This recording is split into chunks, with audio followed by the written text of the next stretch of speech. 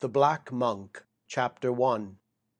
Andrey Vasilievich Kovrin, magister, had worn himself out and unsettled his nerves. He made no effort to undergo regular treatment, but only incidentally, over a bottle of wine, spoke to his friend the doctor, and his friend the doctor advised him to spend all the spring and summer in the country. And in the nick of time came a long letter from Tanya Pesotsky, asking him to come and stay with her father at Borisovka. He decided to go. But first, it was in April, he traveled to his own estate, to his native Kovrinka, and spent 3 weeks in solitude. And only when the fine weather came, drove across the country to his former guardian and second parent, Pesotsky, the celebrated Russian horticulturist. From Kovrinka to Borisovka, the home of the Pesotskys, was a distance of some 70 versts, and in the easy, springed caleche, the drive along the roads, soft in springtime, promised real enjoyment. The house at Borisovka was large, faced with a colonnade, and adorned with figures of lions, with the plaster falling off. At the door stood a servant in livery. The old park, gloomy and severe, laid out in English fashion, stretched for nearly a verst from the house down to the river, and ended there in a steep clay bank, covered with pines whose bare roots resembled shaggy paws. Below sparkled a deserted stream. Overhead, the snipe circled about with melancholy cries. All, in short, seemed to invite a visitor to sit down and write a ballad. But the gardens and orchards, which together with the seed plots occupied some 80 acres, inspired very different feelings. Even in the worst of weather they were bright and joy-inspiring. Such wonderful roses, lilies, camellias, such tulips, such a host of flowering plants of every possible kind and color, from staring white to sooty black. Such a wealth of blossoms Kovrin had never seen before. The spring was only beginning, and the greatest rarities were hidden under glass, but already enough bloomed in the alleys and beds to make up an empire of delicate shades. And most charming of all was it in the early hours of morning, when dewdrops glistened on every petal and leaf. In childhood the decorative part of the garden, called contemptuously by Pesotsky the rubbish, had produced on Kovrin a fabulous impression. What miracles of art, what studied monstrosities, what monkeries of nature, espaliers of fruit trees, a pear tree shaped like a pyramidal poplar, globular oaks and lindens, apple tree houses, arches, monograms, candelabra, even the date 1862 in plum trees to commemorate the year in which Pesotsky first engaged in the art of gardening. There were stately, symmetrical trees, with trunks erect as those of palms, which after examination proved to be gooseberry or currant trees. But what most of all enlivened the garden and gave it its joyous tone was the constant movement of Pesotsky's gardeners. From early morning to late at night, by the trees, by the bushes, in the alleys, and on the beds, swarmed men as busy as ants, with barrows, spades, and watering pots. Kovrin arrived at Borisovka at 9 o'clock. He found Tanya and her father in great alarm. The clear starlight night foretold frost, and the head gardener, Ivan Karlich, had gone to town, so that there was no one who could be relied upon. At supper they spoke only of the impending frost, and it was decided that Tanya should not go to bed at all, but should inspect the gardens at 1 o'clock and see if all were in order, while Yegor Semyonovitch should rise at 3 o'clock or even earlier.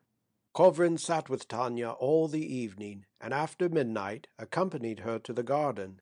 The air already smelt strongly of burning. In the great orchard, called the Commercial, which every year brought Yegor Semyonovitch thousands of roubles profit, there already crept along the ground the thick, black, sour smoke which was to clothe the young leaves and save the plants. The trees were marshaled like chessmen in straight rows, like ranks of soldiers, and this pedantic regularity, together with the uniformity of height, made the garden seem monotonous and even tiresome. Kovrin and Tanya walked up and down the alleys and watched the fires of dung, straw, and litter, but seldom met the workmen who wandered in the smoke like shadows. Only the cherry and plum trees and a few apple trees were in blossom, but the whole garden was shrouded in smoke, and it was only when they reached the seed plots that Kovrin was able to breathe. "I remember when I was a child sneezing from the smoke," he said, shrugging his shoulders, "but to this day I cannot understand how smoke saves plants from the frost." "Smoke is a good substitute when there are no clouds," answered Tanya. "But what do you want the clouds for?" "In dull and cloudy weather we have no morning frosts." "Is that so?" said Kovrin. He laughed and took Tanya by the hand. Her broad, very serious, chilled face, her thick black eyebrows, the stiff collar on her jacket which prevented her from moving her head freely, her dress tucked up out of the dew, and her whole figure, erect and slight, pleased him. "Heavens, how she has grown," he said to himself. "When I was here last time, 5 years ago, you were quite a child. You were thin, long-legged, and untidy, and wore a short dress, and I used to tease you. What a change in 5 years!" "Yes, 5 years," sighed Tanya. "A lot of things have happened since then. Tell me, Andrey, honestly," she said, looking merrily into his face, "do you feel that you have got out of touch with us? But why do I ask? You are a man, you live your own interesting life. Some estrangement is natural, but whether that is so or not, Androsha, I want you now to look on us as your own. We have a right to that." "I do already, Tanya." "Your word of honor?" "My word of honor." "You were surprised that we had so many of your photographs, but surely you know how my father adores you, worships you. You are a scholar, and not an ordinary man. You have built up a brilliant career, and he is firmly convinced that you turned out a success because he educated you. I do not interfere with his delusion. Let him believe it." Already dawn, the sky paled, and the foliage in clouds of smoke began to show themselves more clearly. The nightingale sang, and from the fields came the cry of quails. "It is time for bed," said Tanya. "It is cold, too." She took Kovrin by the hand. "Thanks, Androsha, for coming. We are cursed with most uninteresting acquaintances, and not many even of them. With us it is always garden, garden, garden, and nothing else. Trunks, timbers," she laughed, "pippins, rennets, budding, pruning, grafting. All our life goes into the garden. We never even dream of anything but apples and pears. Of course this is all very good and useful, but sometimes I cannot help wishing for change. I remember when you used to come and pay us visits, and when you came home for the holidays, how the whole house grew fresher and brighter, as if someone had taken the covers off the furniture. I was then a very little girl, but I understood." Tanya spoke for a time, and spoke with feeling. Then suddenly it came into Kovrin's head that during the summer he might become attached to this little, weak, talkative being, that he might get carried away, fall in love. In their position, what was more probable and natural? The thought pleased him, amused him, and as he bent down to the kind, troubled face, he hummed to himself Pushkin's couplet, "Onegin I will not conceal that I love Tatyana madly." By the time they reached the house, Yegor Semyonovitch had risen. Kovrin felt no desire to sleep. He entered into conversation with the old man, and returned with him to the garden. Yegor Semyonovitch was tall, broad-shouldered, and fat. He suffered from shortness of breath, yet walked so quickly that it was difficult to keep up with him. His expression was always troubled and hurried, and he seemed to be thinking that if he were a single second late, everything would be destroyed.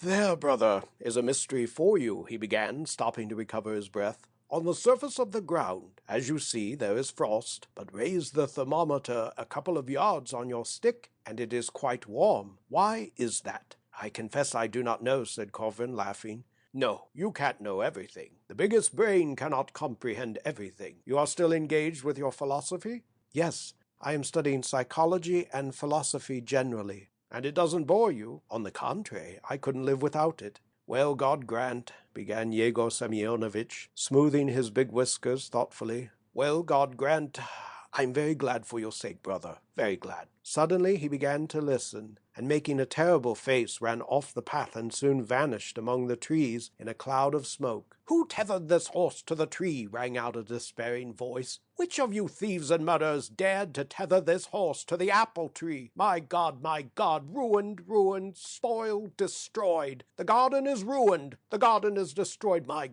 God." When he returned to Kovrin, his face bore an expression of injury and impotence. "What on earth can you do with these accursed people?" he asked in a whining voice, wringing his hands. "Styepka brought a manure cart here last night and tethered the horse to an apple tree. Tied the reins, the idiot, so tight that the bark is rubbed off in 3 places. What can you do with men like this? I speak to him and he blinks his eyes and looks stupid. He ought to be hanged." When at last he calmed down, he embraced Kovrin and kissed him on the cheek. "Well, God grant, he stammered. "I am very, very glad that you have come. I cannot say how glad. Thanks." Then, with the same anxious face, and walking with the same quick step, he went round the whole garden, showing his former ward, the orangery, the hothouses, the sheds, and 2 beehives, which he described as the miracle of the century. As they walked about, the sun rose, lighting up the garden. It grew hot. When he thought of the long, bright day before him, Kovrin remembered that it was but the beginning of May, and that he had before him a whole summer of long, bright, and happy days. And suddenly through him pulsed the joyous, youthful feeling which he had felt when as a child he played in this same garden, and in turn he embraced the old man and kissed him tenderly. Touched by remembrances, the pair went into the house and drank tea out of the old china cups, with cream and rich biscuits, and these trifles again reminded Kovrin of his childhood and youth. The splendid present and the awakening memories of the past mingled, and a feeling of intense happiness filled his heart. He waited until Tanya awoke, and having drunk coffee with her, walked through the garden, and then went to his room and began to work. He read attentively, making notes, and only lifted his eyes from his books when he felt that he must look out of the window or at the fresh roses, still wet with dew, which stood in vases on his table. It seemed to hint that every little vein in his body trembled and pulsated with joy. Chapter 2. But in the country Kovrin continued to live the same nervous and untranquil life as he had lived in town. He read much, wrote much, studied Italian, and when he went for walks, thought all the time of returning to work. He slept so little that he astonished the household. If by chance he slept in the daytime for half an hour, he could not sleep all the following night. Yet after these sleepless nights he felt active and gay. He talked much, drank wine, and smoked expensive cigars. Often, nearly every day, young girls from the neighboring country houses drove over to Borisovka, played the piano with Tanya, and sang. Sometimes the visitor was a young man, also a neighbor, who played the violin well. Kovrin listened eagerly to their music and singing, but was exhausted by it, so exhausted sometimes that his eyes closed involuntarily, and his head drooped on his shoulder. One evening after tea he sat upon the balcony reading. In the drawing-room Tanya, a soprano, one of her friends, a contralto, and the young violinist studied the well-known serenade of Braga. Kovrin listened to the words, but though they were Russian, could not understand their meaning. At last, laying down his book and listening attentively, he understood. A girl with a disordered imagination heard by night in a garden some mysterious sounds so beautiful and strange that she was forced to recognize their harmony and holiness, which to us mortals are incomprehensible, and therefore flew back to heaven. Kovrin's eyelids drooped. He rose, and in exhaustion walked up and down the drawing-room, and then up and down the hall. When the music ceased, he took Tanya by the hand, and went out with her to the balcony. "All day, since early morning," he began, "my head has been taken up with a strange legend. I cannot remember whether I read it or where I heard it, but the legend is very remarkable and not very coherent. I may begin by saying that it is not very clear. 1,000 years ago, a monk, robed in black, wandered in the wilderness, somewhere in Syria or Arabia. Some miles away the fisherman saw another black monk moving slowly over the surface of the lake. The second monk was a mirage. Now put out of your mind all the laws of optics, which legend, of course, does not recognize, and listen. From the first mirage was produced another mirage, from the second a third, so that the image of the black monk is eternally reflected from one stratum of the atmosphere to another. At one time it was seen in Africa, then in Spain, then in India, then in the far north. At last it issued from the limits of the earth's atmosphere, but never came across conditions which would cause it to disappear. Maybe it is seen today in Mars, or in the constellation of the Southern Cross. Now the whole point, the very essence of the legend, lies in the prediction that exactly 1,000 years after the monk went into the wilderness, the mirage will again be cast into the atmosphere of the earth and show itself to the world of men. This term of 1,000 years, it appears, is now expiring. According to the legend, we must expect the black monk today or tomorrow. It is a strange story, said Tanya, whom the legend did not please. But the most astonishing thing, laughed Kovrin, is that I cannot remember how this legend came into my head. Did I read it? Did I hear it? Or can it be that I dreamed of the black monk? I cannot remember. But the legend interests me. All day long I thought of nothing else. Releasing Tanya, who returned to her visitors, he went out of the house and walked lost in thought beside the flower beds. Already the sun was setting. The freshly watered flowers exhaled a damp, irritating smell. In the house the music had again begun, and from the distance the violin produced the effect of a human voice. Straining his memory in an attempt to recall where he had heard the legend, Kovrin walked slowly across the park, and then, not noticing where he went, to the river bank. By the path which ran down among the uncovered roots to the water's edge, Kovrin descended, frightening the snipe and disturbing 2 ducks. On the dark pine trees glowed the rays of the setting sun, but on the surface of the river darkness had already fallen. Kovrin crossed the stream. Before him now lay a broad field covered with young rye. Neither human dwelling nor human soul was visible in the distance, and it seemed that the path must lead to the unexplored, enigmatical region in the west where the sun had already set, where still, vast and majestic, flamed the afterglow. How open it is, how peaceful and free, thought Kovrin, walking along the path. It seems as if all the world is looking at me from a hiding place and waiting for me to comprehend it. A wave passed over the rye, and the light evening breeze blew softly on his uncovered head. Yet a minute more, and the breeze blew again, this time more strongly. The rye rustled, and from behind came the dull murmur of the pines. Kovrin stopped in amazement. On the horizon, like a cyclone or water spout, a great black pillar rose up from earth to heaven. Its outlines were undefined, but from the first it might be seen that it was not standing still, but moving with inconceivable speed towards Kovrin, and the nearer it came, the smaller and smaller it grew.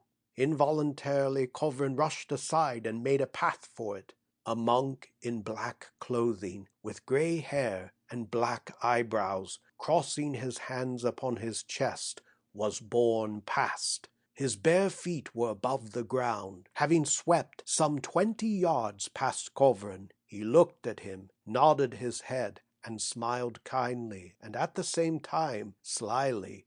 His face was pale and thin. When he had passed by Kovrin, he again began to grow, flew across the river, struck inaudibly against the clay bank and pine trees, and passing through them, vanished like smoke. "You see," stammered Kovrin, "after all, the legend was true." Making no attempt to explain this strange phenomenon, satisfied with the fact that he had so closely and so plainly seen not only the black clothing, but even the face and eyes of the monk, agitated agreeably, he returned home.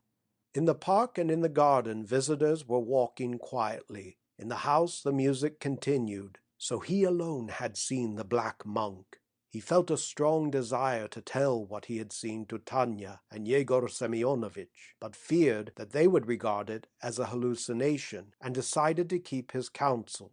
He laughed loudly, sang, danced a mazurka, and felt in the best of spirits, and the guests and Tanya noticed upon his face a peculiar expression of ecstasy and inspiration, and found him very interesting.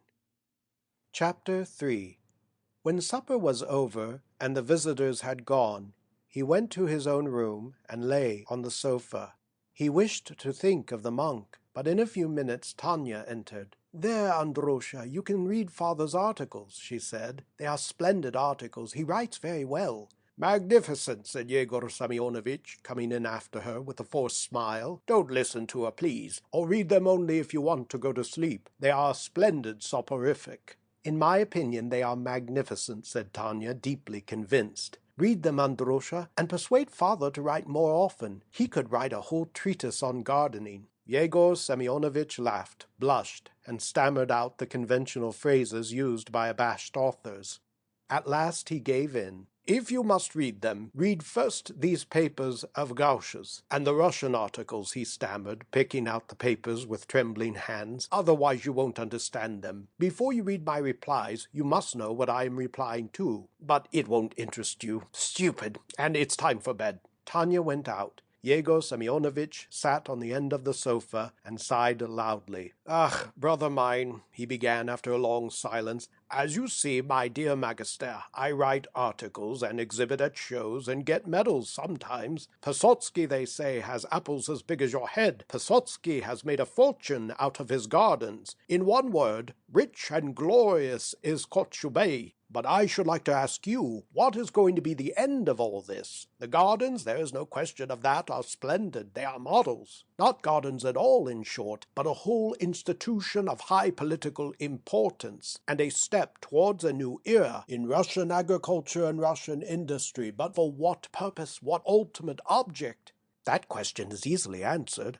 I do not mean in that sense. What I want to know is, what will happen with the garden when I die? As things are, it would not last without me a single month. The secret does not lie in the fact that the garden is big and the workers many, but in the fact that I love the work, you understand? I love it perhaps more than I love myself. Just look at me. I work from morning to night. I do everything with my own hands. All grafting, all pruning, all planting, everything is done by me. When I am helped, I feel jealous and get irritated to the point of rudeness. The whole secret is in love, in a sharp master's eye, in a master's hand, and in the feeling when I drive over to a friend and sit down for half an hour, that I have left my heart behind me and am not myself. All the time I am in dread that something has happened to the garden. Now suppose I die tomorrow. Who will replace all this? Who will do the work? The head gardeners? The workmen?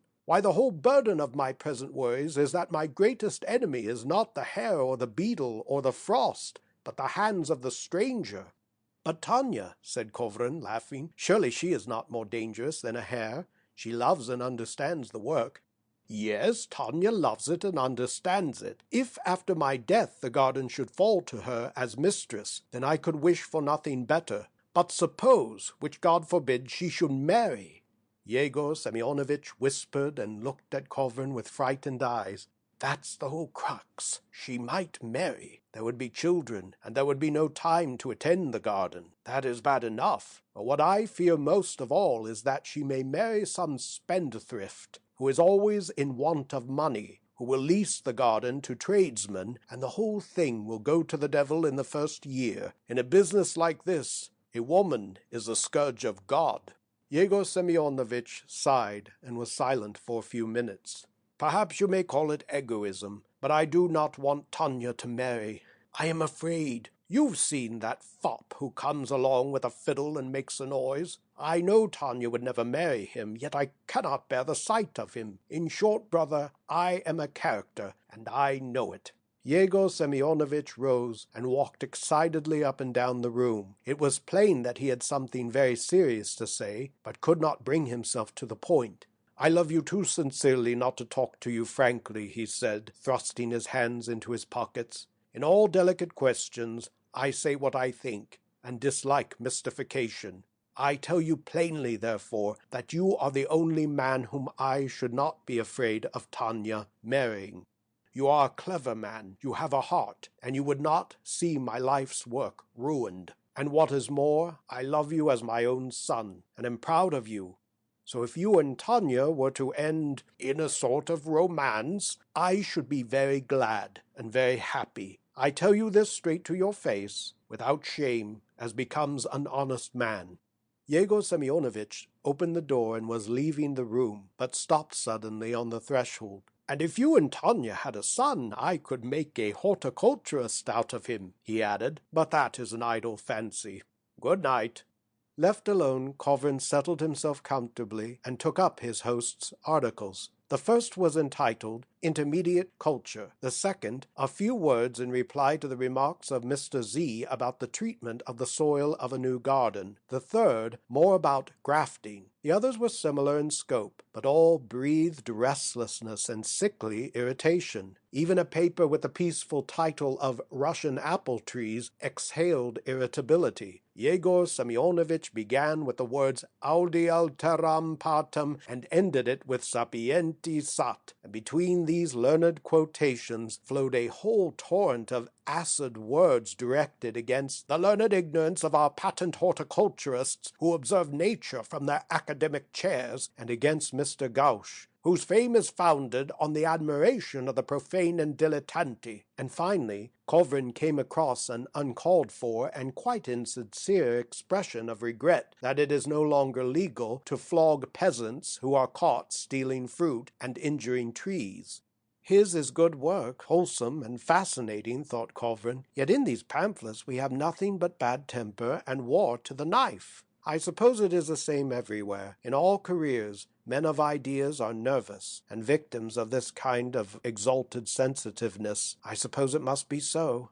He thought of Tanya, so delighted with her father's articles, and then of Yegor Semyonovitch. Tanya, small, pale, and slight, with her collarbone showing, with her widely opened, her dark and clever eyes, which it seemed were always searching for something, and Yegor Semyonovitch, with his little hurried steps. He thought again of Tanya, fond of talking, fond of argument, and always accompanying even the most insignificant phrases with mimicry and gesticulation. Nervous. She must be nervous in the highest degree. Again Kovrin began to read, but he understood nothing, and threw down his books. The agreeable emotion with which he had danced the mazurka and listened to the music still held possession of him, and aroused a multitude of thoughts. It flashed upon him that if this strange, unnatural monk had been seen by him alone, he must be ill to the point of suffering from hallucinations. The thought frightened him, but not for long. He sat on the sofa and held his head in his hands, curbing the inexplicable joy which filled his whole being, and then walked up and down the room for a minute and returned to his work. But the thoughts which he read in books no longer satisfied him. He longed for something vast, infinite, astonishing. Towards morning he undressed and went unwillingly to bed. He felt that he had better rest. Then at last he heard Yegor Semyonovitch going to his work in the garden. He rang and ordered the servants to bring him some wine. He drank several glasses, his consciousness became dim, and he slept. Chapter 4. Yegor Semyonovitch and Tanya often quarreled and said disagreeable things to one another. This morning they had both been irritated, and Tanya burst out crying and went to her room, coming down neither to dinner nor to tea. At first Yegor Semyonovitch marched about, solemn and dignified, as if wishing to give everyone to understand that for him justice and order were the supreme interests of life. But he was unable to keep this up for long. His spirits fell, and he wandered about the park and sighed. Ugh, my God! At dinner he ate nothing, and at last, tortured by his conscience, he knocked softly at the closed door and called timidly, "Tanya, Tanya!" Through the door came a weak voice, tearful but determined. "Leave me alone, I implore you." The misery of father and daughter reacted on the whole household, even on the laborers in the garden. Kovrin, as usual, was immersed in his own interesting work, but at last even he felt tired and uncomfortable. He determined to interfere and disperse the cloud before evening. He knocked at Tanya's door and was admitted. "Come, come, what a shame," he began jokingly, and then looked with surprise at her tear-stained and afflicted face, covered with red spots. "Is it so serious, then? Well, well. But if you knew how he tortured me," she said, and a flood of tears gushed out of her big eyes. "He tormented me," she continued, wringing her hands. "I never said a word to him. I only said there was no need to keep unnecessary laborers if we can get day workmen. You know, the men have done nothing for the whole week. I only said this, and he roared at me and said a lot of things, most offensive, deeply insulting, and all for nothing." "Never mind," said Kovrin, straightening her hair. "You have had your scoldings and your cryings, and that is surely enough. You can't keep up this forever. It is not right, all the more since you know he loves you infinitely." "He has ruined my whole life," sobbed Tanya. "I never hear anything but insults and affronts. He regards me as superfluous in his own house. Let him. He will have cause. I shall leave here tomorrow and study for a position as telegraphist. Let him." Come, stop crying, Tanya. It does you no good. You are both irritable and impulsive, and both in the wrong. Come, and I will make peace." Kovrin spoke gently and persuasively, but Tanya continued to cry, twitching her shoulders and wringing her hands as if she had been overtaken by a real misfortune. Kovrin felt all the sorrier, owing to the smallness of the cause of her sorrow. What a trifle it took to make this little creature unhappy for a whole day, or, as she had expressed it, for a whole life.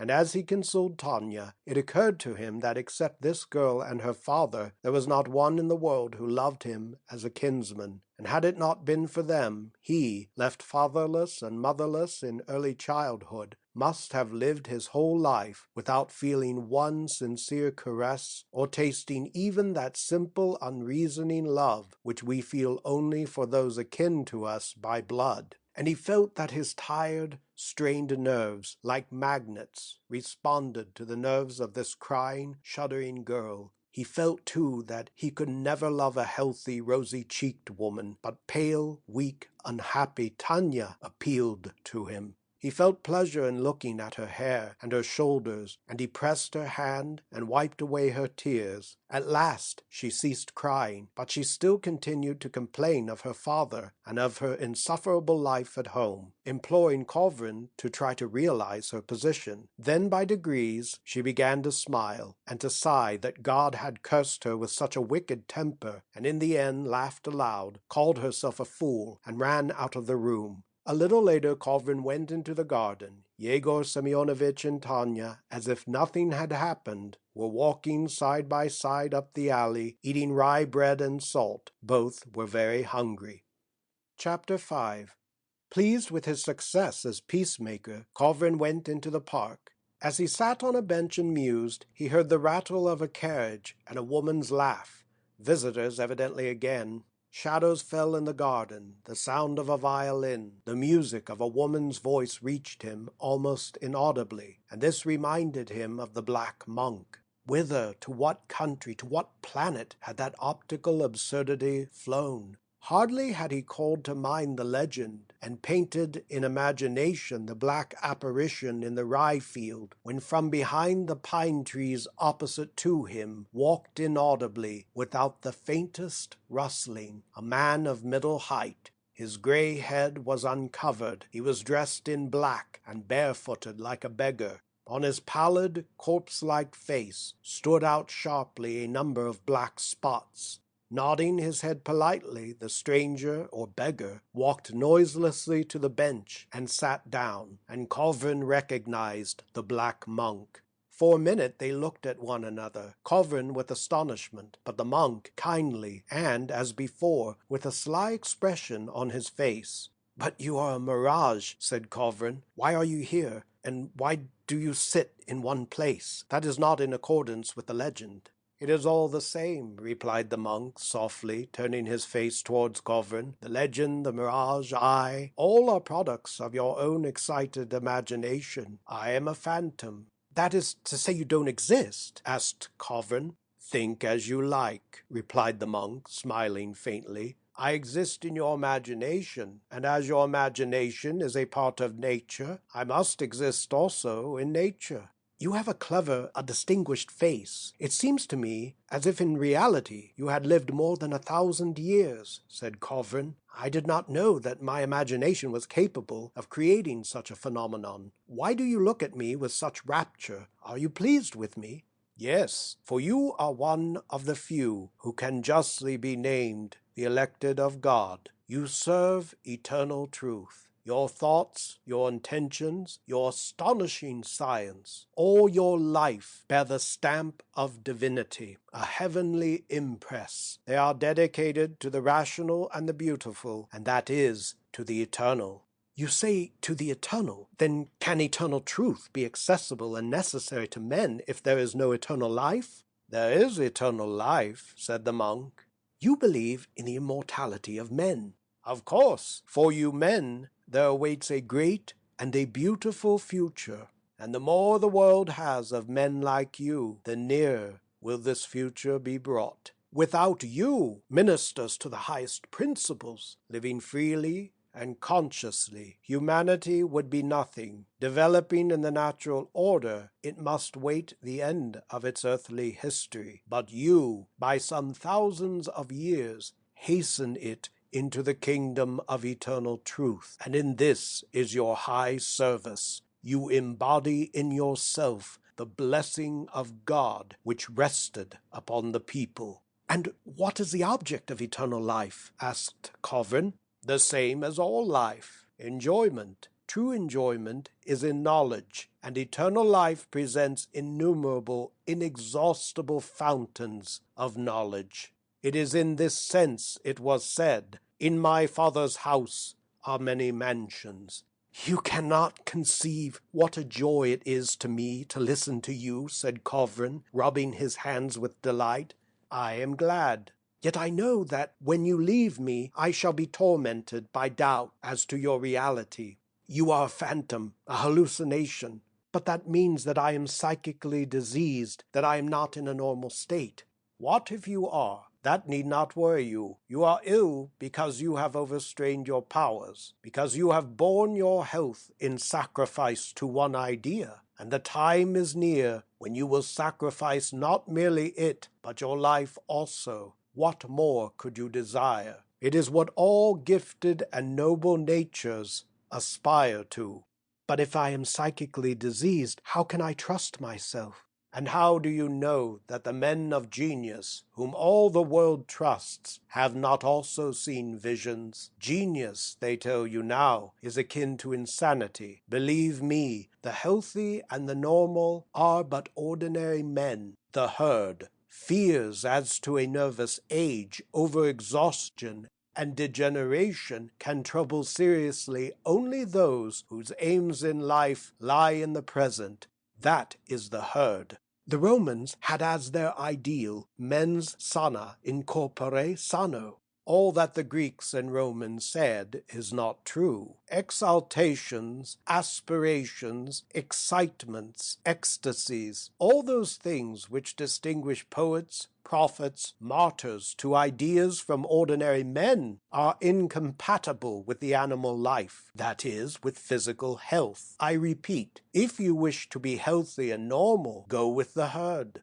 How strange that you should repeat what I myself have so often thought, said Kovrin. It seems as if you had watched me and listened to my secret thoughts. But do not talk about me. What do you imply by the words eternal truth? The monk made no answer. Kovrin looked at him, but could not make out his face. His features clouded and melted away. His head and arms disappeared. His body faded into the bench and into the twilight and vanished utterly. The hallucination is gone, said Kovrin, laughing. It is a pity.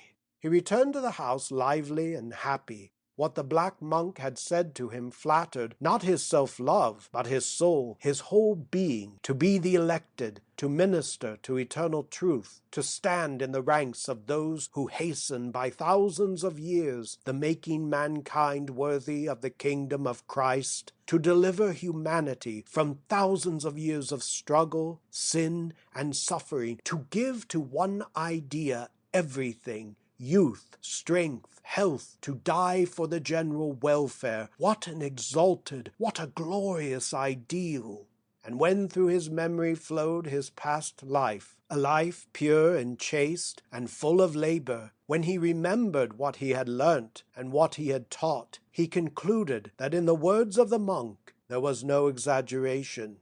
Through the park to meet him came Tanya. She was wearing a different dress from that in which he had last seen her. "You here?" she cried. "We were looking for you, but what has happened?" she asked in surprise, looking into his glowing, enraptured face, and into his eyes, now full of tears. "How strange you are, Androsha!" "I am satisfied, Tanya," said Kovrin, laying his hand upon her shoulder. "I am more than satisfied. I am happy. Tanya, dear Tanya, you are inexpressibly dear to me. Tanya, I am so glad." He kissed both her hands warmly and continued, "I have just lived through the brightest, most wonderful, most unearthly moments. But I cannot tell you all, for you would call me mad or refuse to believe me. Let me speak of you. Tanya, I love you, and have long loved you. To have you near me, to meet you 10 times a day, has become a necessity for me. I do not know how I shall live without you when I go home." "No," laughed Tanya, "you will forget us all in 2 days. We are little people, and you are a great man." "Let us talk seriously," said he. "I will take you with me, Tanya. Yes, you will come? You will be mine?" Tanya cried, "What?" and tried to laugh again, but the laugh did not come, and instead red spots stood out on her cheeks. She breathed quickly and walked on rapidly into the park. "I did not think, I never thought of this, never thought," she said, pressing her hands together as if in despair. But Kovrin hastened after her, and with the same glowing, enraptured face, continued to speak. "I wish for a love which will take possession of me altogether, and this love only you, Tanya, can give me. I am happy, how happy!" She was overcome, bent, withered up, and seemed suddenly to have aged 10 years. But Kovrin found her beautiful, and loudly expressed his ecstasy. "How lovely she is!" End of Part 1 of The Black Monk by Anton Chekhov. Part 2, Chapters 6 through 9. Chapter 6. When he learned from Kovrin that not only had a romance resulted, but that a wedding was to follow, Yegor Semyonovitch walked from corner to corner and tried to conceal his agitation. His hands shook, his neck seemed swollen and purple. He ordered the horses to be put into his racing droshky and drove away. Tanya, seeing how he whipped the horses and how he pushed his cap down over his ears, understood his mood, locked herself into her room, and cried all day. In the orangery the peaches and plums were already ripe. The packing and dispatch to Moscow of such a delicate load required much attention, trouble, and bustle. Owing to the heat of the summer, every tree had to be watered. The process was costly in time and working power, and many caterpillars appeared, which the workmen, and even Yegor Semyonovitch and Tanya, crushed with their fingers, to the great disgust of Kovrin. The autumn orders for fruit and trees had to be attended to, and a vast correspondence carried on. And at the very busiest time, when it seemed no one had a free moment, work began in the fields and deprived the garden of half its workers. Yegor Semyonovitch, very sunburnt, very irritated, and very worried, galloped about, now to the garden, now to the fields, and all the time shouted that they were tearing him to bits, and that he would put a bullet through his brain. On top of all came the bustle over Tanya's trousseau, to which the Pototskys attributed infinite significance. With the eternal snipping of scissors, rattle of sewing machines, smell of flat irons, and the caprices of the nervous and touchy dressmaker, the whole house seemed to spin round. And to make matters worse, visitors arrived every day, and these visitors had to be amused, fed, and lodged for the night. Yet work and worry passed unnoticed in a mist of joy. Tanya felt as if love and happiness had suddenly burst upon her, although ever since her 14th year she had been certain that Kovrin would marry nobody but herself. She was eternally in a state of astonishment, doubt, and disbelief in herself. At one moment she was seized by such great joy that she felt she must fly away to the clouds and pray to God. But a moment later she remembered that when August came she would have to leave the home of her childhood and forsake her father, and she was frightened by the thought, God knows whence it came, that she was trivial, insignificant, and unworthy of a great man like Kovrin. When such thoughts came, she would run up to her room, lock herself in, and cry bitterly for hours. But when visitors were present, it broke in upon her that Kovrin was a singularly handsome man, that all the women loved him and envied her, and in these moments her heart was as full of rapture and pride as if she had conquered the whole world. When he dared to smile on any other woman, she trembled with jealousy, went to her room, and again tears. These new feelings possessed her altogether. She helped her father mechanically, noticing neither pears nor caterpillars nor workmen, nor how swiftly time was passing by.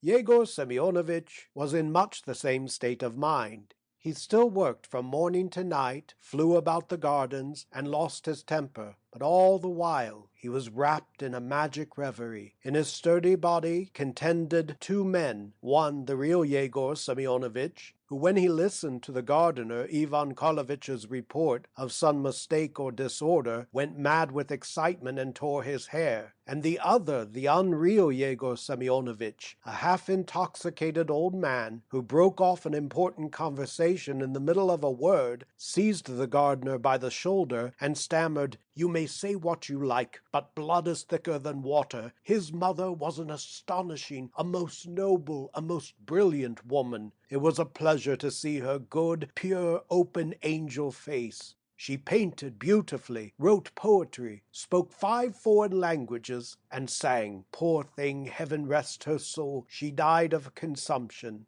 The unreal Yegor Semyonovitch sighed, and after a moment's silence continued. "When he was a boy, growing up to manhood in my house, he had just such an angel face, open and good. His looks, his movements, his words were as gentle and graceful as his mother's. And his intellect, it is not for nothing he has the degree of magister. But you just wait, Ivan Karlovitch. You'll see what he'll be in 10 years' time. Why, he'll be out of sight." But here the real Yegor Semyonovitch remembered himself, seized his head, and roared, "Devils, frost-bitten, ruined, destroyed, the garden is ruined, the garden is destroyed." Kovrin worked with all his former ardor, and hardly noticed the bustle about him. Love only poured oil on the flames. After every meeting with Tanya, he returned to his rooms in rapture and happiness, and set to work with his books and manuscript with the same passion with which he had kissed her and sworn his love. What the black monk had told him of his election by God, of eternal truth, and of the glorious future of humanity gave to all his work a peculiar, unusual significance. Once or twice every week, either in the park or in the house, he met the monk and talked with him for hours. But this did not frighten, but on the contrary delighted him, for he was now assured that such apparitions visit only the elect and exceptional who dedicate themselves to the ministry of ideas. Assumption passed unobserved. Then came the wedding, celebrated by the determined wish of Yegor Semyonovitch with what was called éclat, that is, with meaningless festivities which lasted for 2 days. 3,000 rubles were consumed in food and drink, but what with the vile music, the noisy toasts, the fussing servants, the clamor, and the closeness of the atmosphere, no one appreciated the expensive wines or the astonishing hors d'oeuvres specially ordered from Moscow. Chapter 7. One of the long winter nights, Kovrin lay in bed reading a French novel. Poor Tanya, whose head every evening ached as the result of the unaccustomed life in town, had long been sleeping, muttering incoherent phrases in her dreams. The clock struck 3. Kovrin put out the candle and lay down, lay for a long time with closed eyes, unable to sleep, owing to the heat of the room and Tanya's continued muttering. At 4:30 he again lighted the candle. The black monk was sitting in a chair beside his bed. "Good night," said the monk, and then, after a moment's silence, asked, "What are you thinking of now?" "Of glory," answered Kovrin. "In a French novel which I have just been reading, the hero is a young man who does foolish things, and dies from a passion for glory. To me this passion is inconceivable." "Because you are too clever. You look indifferently on fame as a toy which cannot interest you." "That is true." "Celebrity has no attractions for you. What flattery, joy, or instruction can a man draw from the knowledge that his name will be graven on a monument, when time will efface the inscription sooner or later? Yes, happily there are too many of you for brief human memory to remember all your names." "Of course," said Kovrin, "and why remember them? But let us talk of something else, of happiness, for instance. What is this happiness?" When the clock struck 5, he was sitting on the bed, with his feet trailing on the carpet, and his head turned to the monk, and saying, "In ancient times a man became frightened at his happiness, so great it was, and to placate the gods, laid before them in sacrifice his beloved ring. You have heard. Now I, like Polycrates, am a little frightened at my own happiness. From morning to night I experience only joy. Joy absorbs me and stifles all other feelings. I do not know the meaning of grief, affliction, or weariness. I speak seriously. I am beginning to doubt."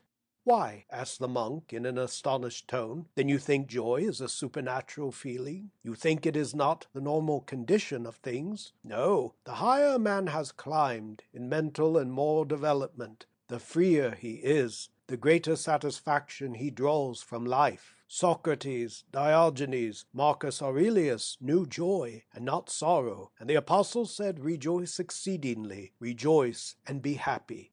"And suddenly the gods will be angered," said Kovrin jokingly. "But it would hardly be to my taste if they were to steal my happiness and force me to shiver and starve." Tanya awoke and looked at her husband with amazement and terror. He spoke, he turned to the chair, he gesticulated and laughed. His eyes glittered and his laughter sounded strange.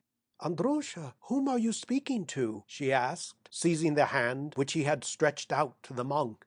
"Andrusha, who is it?" "Who?" answered Kovrin. "Why, the monk. He is sitting there." He pointed to the black monk. "There is no one there. No one, Andrusha. You are ill." Tanya embraced her husband, and pressing against him as if to defend him against the apparition, covered his eyes with her hand. "You are ill," she sobbed, trembling all over. "Forgive me, darling, but for a long time I have fancied you were unnerved in some way. You are ill. Psychically, Andrusha." The shudder communicated itself to him. He looked once more at the chair, now empty, and suddenly felt weakness in his arms and legs. He began to dress. "It is nothing, Tanya, nothing," he stammered, and still shuddered. "But I am a little unwell. It is time to recognize it." "I have noticed it for a long time, and father noticed it," she said, trying to restrain her sobs. "You have been speaking so funnily to yourself and smiling so strangely, and you do not sleep. Oh, my God, save us," she cried in terror. "But do not be afraid, Andrusha, do not fear. For God's sake, do not be afraid." She also dressed. It was only as he looked at her that Kovrin understood the danger of his position, and realized the meaning of the black monk and of their conversations. It became plain to him that he was mad. Both, themselves not knowing why, dressed and went into the hall. She first, he after her. There they found Yegor Semyonovitch in his dressing gown. He was staying with them, and had been awakened by Tanya's sobs. "Do not be afraid, Andrusha," said Tanya, trembling as if in fever. "Do not be afraid. Father, this will pass off. It will pass off." Kovrin was so agitated that he could hardly speak, but he tried to treat the matter in a joke. He turned to his father-in-law and attempted to say, "Congratulate me. It seems I have gone out of my mind." But his lips only moved, and he smiled bitterly. At 9 o'clock they put on his overcoat and a fur cloak, wrapped him up in a shawl, and drove him to the doctor's. He began a course of treatment. Chapter 8. Again summer. By the doctor's orders, Kovrin returned to the country. He had recovered his health, and no longer saw the black monk. It only remained for him to recruit his physical strength. He lived with his father-in-law, drank much milk, worked only 2 hours a day, never touched wine, and gave up smoking. On the evening of the 19th June, before Elijah's Day, a vesper service was held in the house. When the priest took the censer from the sexton, and the vast hall began to smell like a church, Kovrin felt tired. He went into the garden. Taking no notice of the gorgeous blossoms around him, he walked up and down, sat for a while on a bench, and then walked through the park. He descended the sloping bank to the margin of the river, and stood still, looking questioningly at the water. The great pines with their shaggy roots, which a year before had seen him so young, so joyous, so active, no longer whispered, but stood silent and motionless, as if not recognizing him. And indeed, with his short-dipped hair, his feeble walk, and his changed face, so heavy and pale and changed since last year, he would hardly have been recognized anywhere.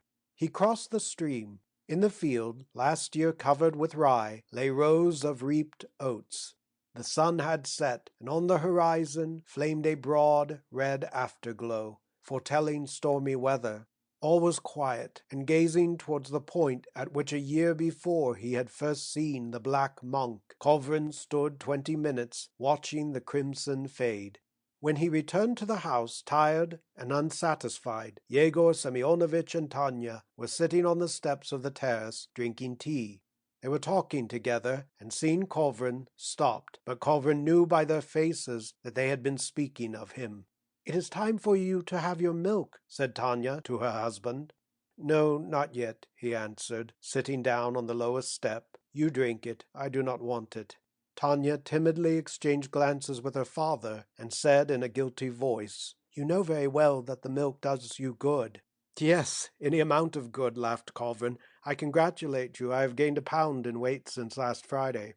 He pressed his hands to his head and said in a pained voice, Why have you cured me? Bromide mixtures, idleness, warm baths, watching in trivial terror over every mouthful, every step. All this, in the end, will drive me to idiocy. I had gone out of my mind. I had the mania of greatness. But for all that I was bright, active, and even happy.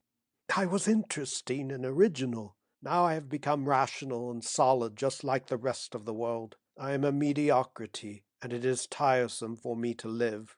Oh, how cruelly you have treated me. I had hallucinations, but what harm did that cause anyone? I ask you, what harm? God only knows what you mean, sighed Yegor Semyonovitch. It is stupid even to listen to you. Then you need not listen. The presence of others, especially of Yegor Semyonovitch, now irritated Kovrin. He answered his father-in-law dryly, coldly, even rudely, and could not look on him without contempt and hatred. And Yegor Semyonovitch felt confused and coughed guiltily, although he could not see how he was in the wrong. Unable to understand the cause of such a sudden reversal of their former hearty relations, Tanya leaned against her father and looked with alarm into his eyes. It was becoming plain to her that their relations every day grew worse and worse, that her father had aged greatly, and that her husband had become irritable, capricious, excitable, and uninteresting. She no longer laughed and sang, she ate nothing, and whole nights never slept, but lived under the weight of some impending terror, torturing herself so much that she lay insensible from dinner time till evening. When the service was being held, it had seemed to her that her father was crying, and now as she sat on the terrace she made an effort not to think of it. How happy were Buddha and Mohammed and Shakespeare that their kind-hearted kinsmen and doctors did not cure them of ecstasy and inspiration, said Kovrin. If Mohammed had taken potassium bromide for his nerves, worked only 2 hours a day, and drunk milk, that astonishing man would have left as little behind him as his dog. Doctors and kind-hearted relatives only do their best to make humanity stupid, and the time will come when mediocrity will be considered genius, and humanity will perish. If you only had some idea, concluded Kovrin peevishly, if you only had some idea how grateful I am. He felt strong irritation, and to prevent himself saying too much, rose and went into the house. It was a windless night, and into the window was borne the smell of tobacco plants and jalap. Through the windows of the great dark hall, on the floor and on the piano, fell the moon rays. Kovrin recalled the raptures of the summer before, when the air, as now, was full of the smell of jalap, and the moon rays poured through the window. To awaken the mood of last year, he went to his room, lighted a strong cigar, and ordered the servant to bring him wine. But now the cigar was bitter and distasteful, and the wine had lost its flavor of the year before. How much it means to get out of practice! From a single cigar and 2 sips of wine, his head went round, and he was obliged to take bromide of potassium. Before going to bed, Tanya said to him, "Listen, Father worships you, but you are annoyed with him about something, and that is killing him. Look at his face. He is growing old, not by day but by hours. I implore you, Andrusha, for the love of Christ, for the sake of your own dead father, for the sake of my peace of mind, be kind to him again." "I cannot, and I do not want to." "But why?" Tanya trembled all over. "Explain to me why."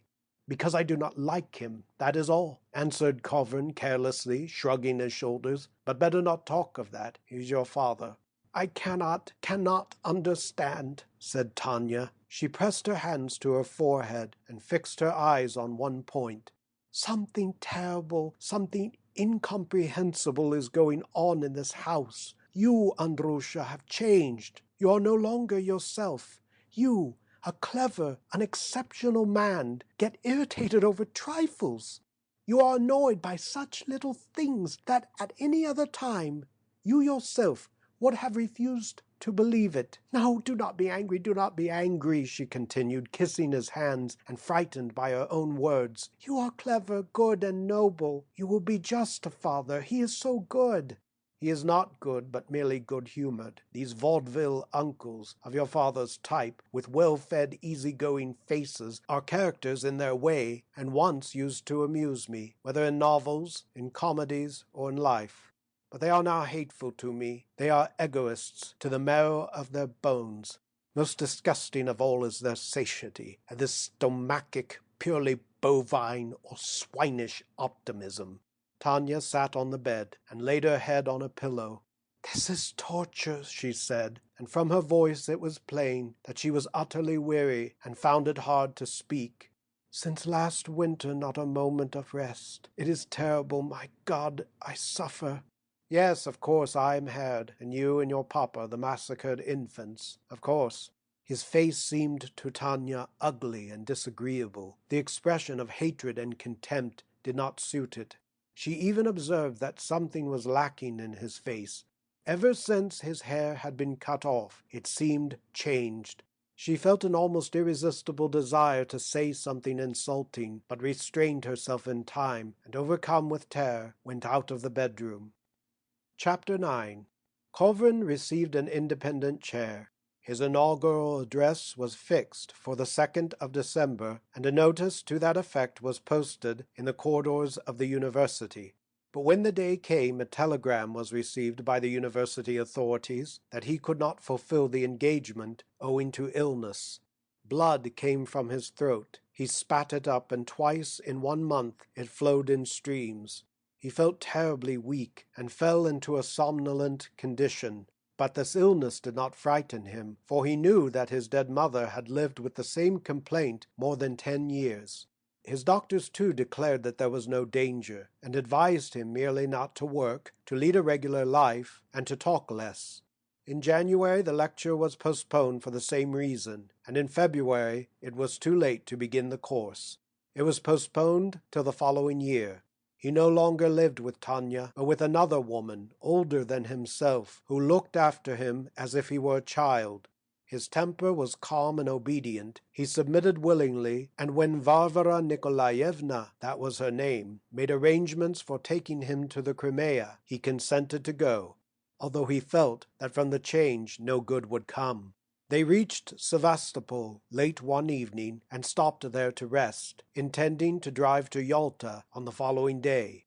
Both were tired by the journey. Varvara Nikolaevna drank tea and went to bed, but Kovrin remained up. An hour before leaving home for the railway station, he had received a letter from Tanya, which he had not read, and the thought of this letter caused him unpleasant agitation.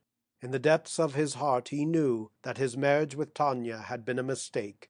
He was glad that he was finally parted from her, but the remembrance of this woman, who towards the last had seemed to turn into a walking, living mummy, in which all had died except the great, clever eyes, awakened in him only pity and vexation against himself.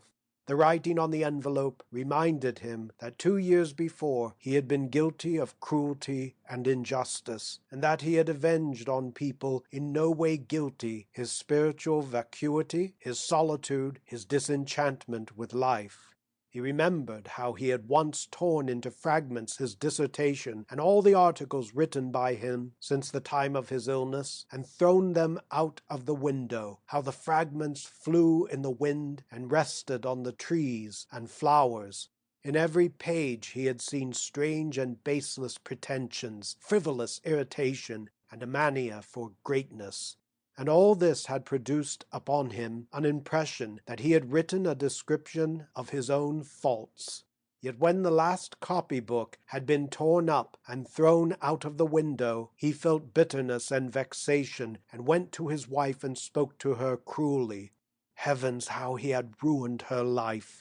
He remembered how once, wishing to cause her pain, he had told her that her father had played in their romance an unusual role, and had even asked him to marry her, and Yegor Semyonovitch, happening to overhear him, had rushed into the room, so dumb with consternation that he could not utter a word, but only stamped his feet on one spot and bellowed strangely, as if his tongue had been cut out.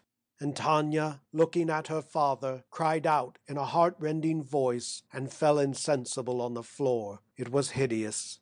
The memory of all this returned to him at the sight of the well-known handwriting. He went out onto the balcony. It was warm and calm, and a salt smell came to him from the sea. The moonlight and the lights around were imaged on the surface of the wonderful bay, a surface of a hue impossible to name. It was a tender and soft combination of dark blue and green. In parts the water resembled copperas, and in parts, instead of water, liquid moonlight filled the bay, and all these combined in a harmony of hues which exhaled tranquillity and exaltation. In the lower story of the inn, underneath the balcony, the windows were evidently open, for women's voices and laughter could plainly be heard. There must be an entertainment. Kovrin made an effort over himself, unsealed the letter, and returning to his room began to read. "My father has just died. For this I am indebted to you, for it was you who killed him. Our garden is being ruined. It is managed by strangers. What my poor father so dreaded is taking place. For this also I am indebted to you. I hate you with all my soul, and wish that you may perish soon. Oh, how I suffer! My heart burns with an intolerable pain. May you be accursed. I took you for an exceptional man, for a genius. I loved you, and you proved a madman." Kovrin could read no more. He tore up the letter and threw the pieces away. He was overtaken by restlessness, almost by terror. On the other side of the screen slept Varvara Nikolaevna. He could hear her breathing. From the story beneath came the women's voices and laughter. But he felt that in the whole hotel there was not one living soul except himself. The fact that wretched, overwhelmed Tanya had cursed him in her letter and wished him ill caused him pain, and he looked fearfully at the door, as if fearing to see again that unknown power which in 2 years had brought about so much ruin in his own life and in the lives of all who were dearest to him. By experience he knew that when the nerves give way the best refuge lies in work.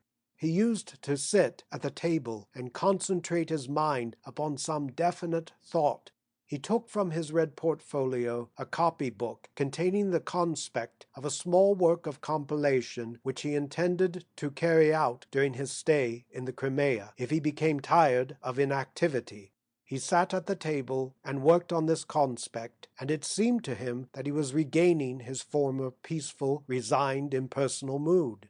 His conspect led him to speculation on the vanity of the world. He thought of the great price which life demands for the most trivial and ordinary benefits which it gives to men.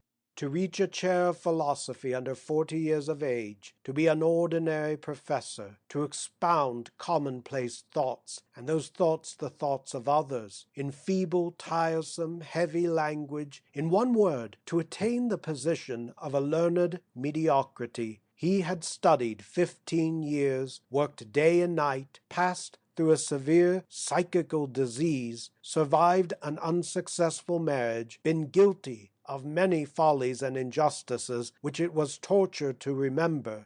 Kovrin now clearly realized that he was a mediocrity, and he was willingly reconciled to it, for he knew that every man must be satisfied with what he is. The conspect calmed him, but the torn letter lay upon the floor and hindered the concentration of his thoughts. He rose, picked up the fragments, and threw them out of the window. But a light wind blew from the sea, and the papers fluttered back onto the window sill. Again he was overtaken by restlessness akin to terror, and it seemed to him that in the whole hotel, except himself, there was not one living soul. He went to the balcony. The bay, as if alive, stared up at him from its multitude of light and dark blue eyes, its eyes of turquoise and fire, and beckoned him. It was warm and stifling. How delightful, he thought, to bathe. Suddenly, beneath the balcony, a violin was played, and two women's voices sang. All this was known to him. The song which they sang told of a young girl, diseased in imagination, who heard by night in a garden mysterious sounds, and found in them a harmony and a holiness incomprehensible to us mortals. Kovrin held his breath, his heart ceased to beat, and the magical ecstatic rapture, which he had long forgotten, trembled in his heart again. A high black pillar, like a cyclone or waterspout, appeared on the opposite coast. It swept with incredible swiftness across the bay towards the hotel. It became smaller and smaller, and Kovrin stepped aside to make room for it. The monk, with uncovered grey head, with black eyebrows, barefooted, folding his arms upon his chest, swept past him and stopped in the middle of the room. "Why did you not believe me?" he asked, in a tone of reproach, looking carelessly at Kovrin. "If you had believed me when I said you were a genius, these last 2 years would not have been passed so sadly and so barrenly." Kovrin again believed that he was the elected of God and a genius. He vividly remembered all his former conversation with the black monk, and wished to reply, but the blood flowed from his throat onto his chest, and he, not knowing what to do, moved his hands about his chest till his cuffs were red with the blood. He wished to call Varvara Nikolaevna, who slept behind the screen, and making an effort to do so, cried, "Tanya!"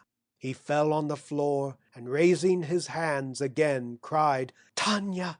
He cried to Tanya, cried to the great garden with the miraculous flowers, cried to the park, to the pines with their shaggy roots, to the rye field, cried to his marvelous science, to his youth, his daring, his joy, cried to the life which had been so beautiful.